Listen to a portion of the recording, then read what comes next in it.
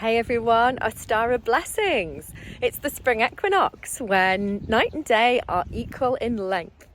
And I wonder if you can feel into the energy of the season. So everything's springing up, isn't it? It's all vibrant. There's loads of new growth coming. The lambs are being born, and I don't know about you, but I can really feel the energy in myself rising. I can feel like I want to do more. I feel like I have more energy. I want to be outside more. And I wonder if that's the same for you. We can really feel into the energy of Ostara and the new growth. We can see it as a bit of a metaphor for our own lives. So whilst Ostara itself is a time of balance, it's a time of reflection, we're at a tipping point. So we have if we look backwards, we have the winter months where we've spent a bit of time incubating, we've spent a bit of time planning, we spent a bit of time dreaming and kind of sitting in the feminine side of the year. So really in that nurturing phase.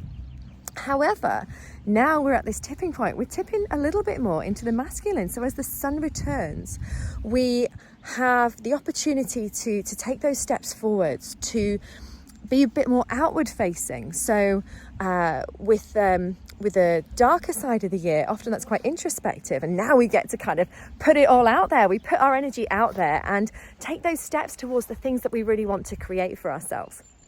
It's about drawing in that vibrancy and the energy from all around us and really bringing into our lives the fertility of things that we want to create. So it's not all about babies. It's about, what projects at work do we want to create? What things do we want to bring into our lives? What opportunities do we have? And it's a little bit like the egg is a symbol of Ostara.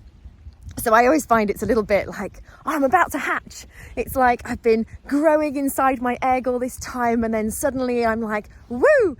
I'm starting to chip away at it. I'm starting to break free of any constraints that I've had and really feel into what it is I want to grow and create in my life. And I love that we still have Easter eggs, so we still have an egg as a symbolism of Ostara and Easter. So Easter comes from Ostara. Ostara comes from Istra, which is the goddess of light. So, and I love that Easter still carries this on. So Easter is always the first Sunday after the full moon, after the spring equinox. So it changes all the time.